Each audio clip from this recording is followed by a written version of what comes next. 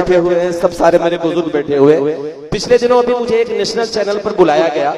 उनकी कुछ शर्तें थी कि कलीम साहब आपको ओवैसी की तारीफ करनी है, उनकी बुराई करनी है, फिर आपको देश कैसे बटा, आपको जिन्ना के बारे में गलत बोलना है, फिर पंडित जवाहरलाल नेहरू के बारे में सही बोलना है।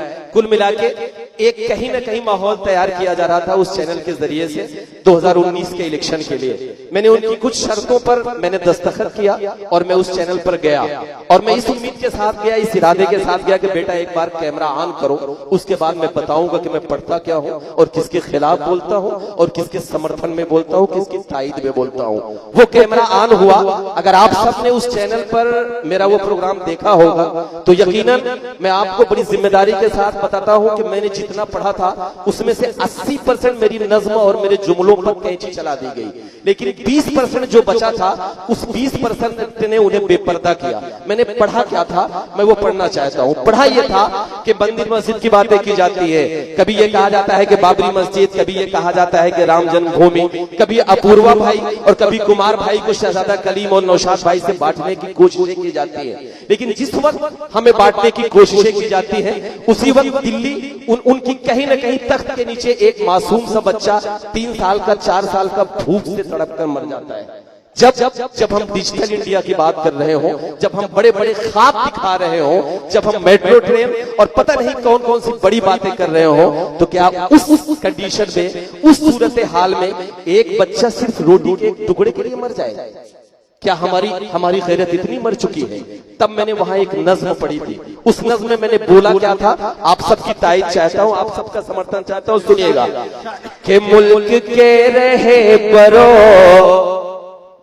नींद से जाग कर, मुल्क के रहे बरो नींद से जाग कर, अपने दामन के धब्बों को बेदाग कर, के मुल्क के रहे बरो नींद से जाग कर, अपने दामन के धब्बों को बेदाग कर, फिर कोई भूख से दम न तोड़े कहीं, फिर कोई भूख से दम न तोड़े कहीं, जिंदगी से कोई मोह न मोड़े कहीं, पहले उनके निवालों की बातें करो। बिहार वालों, अगले मिसरे पर आपका हाथ उठे।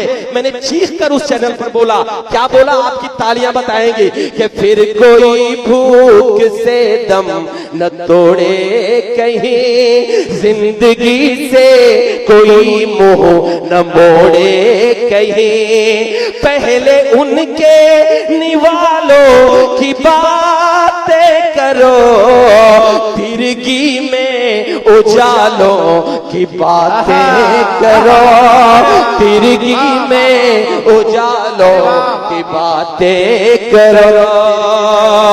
बंद हाजिर करता हूं, आप सबकी दुआएं मांगता हूं। अगर आपका ये बच्चा सच बोलने में कामयाब हुआ हो तो इस बंद पर आप सबकी तायद करता हूं। चचा, आप सबको शरीक करता हूं कि एक तरफ अर्श पर ये वतन है खड़ा, एक तरफ अर्श पर ये वतन है खड़ा, एक तरफ फर्श पर भूखी जनता पड़े, एक तरफ ऐसी बंगलों में है रहनुमा, एक तरफ बेबसी और लाचार गे, जितने पैसे विदेशों के लाकर में हैं, जितने पैसे विदेशों के लाकर में हैं, उतने में मिलती मजबूरों को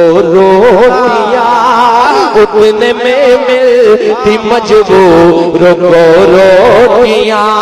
राशिद भाई, जमील भाई, नौशाद भाई, कुमार भाई, गुले सबा, अली भाई, मेरा भाई जो है, सबको शरीक करते हुए मैं बिहार वालों अब वो मिसरा मैं पढ़ने जा रहा हूं।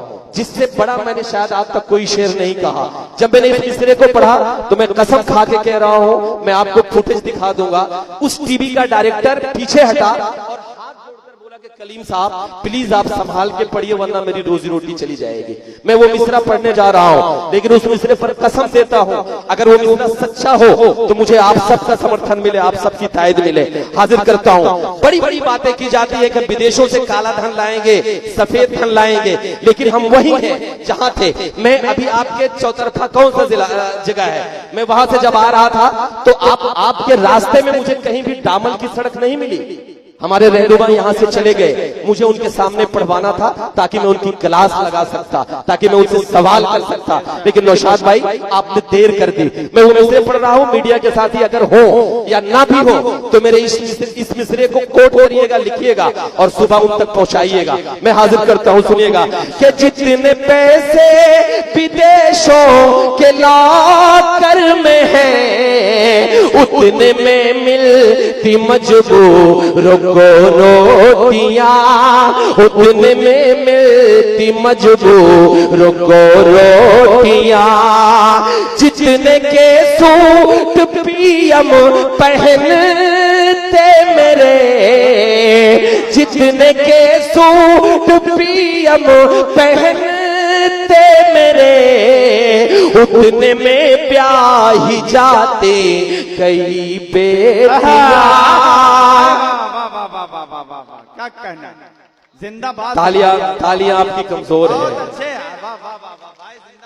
कि जितने पैसे विदेशों के लॉकर में हैं उतने में मिलती मजबूर को रोटियां, उतने में मिलती मजबूर को रोटियां।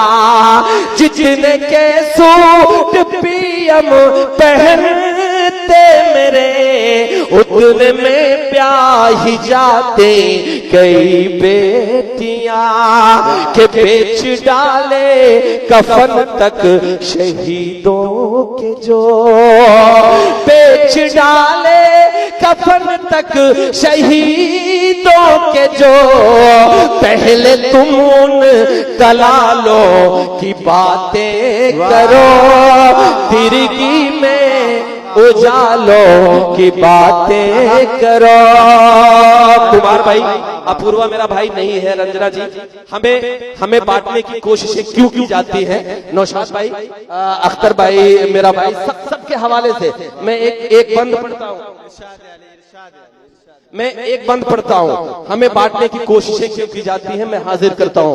मौलाना साहब आपको भी शरीक करता हूँ, सबको हाजिर करते हुए पढ़ता हूँ, सुनिएगा कि तिरगी में उजालों की बातें करो, कि गोधरा हो या गुजरात साबरमती या मुजफ्फर नगर के हो ये हादसे, ना तो हिंदू मरा ना तो मुस्लिम मरा, खून तो सिर्फ इंसान के हैं बहे। ना तो हिंदू मरा ना तो मुस्लिम मरा, खून तो सिर्फ इंसान के हैं बहे।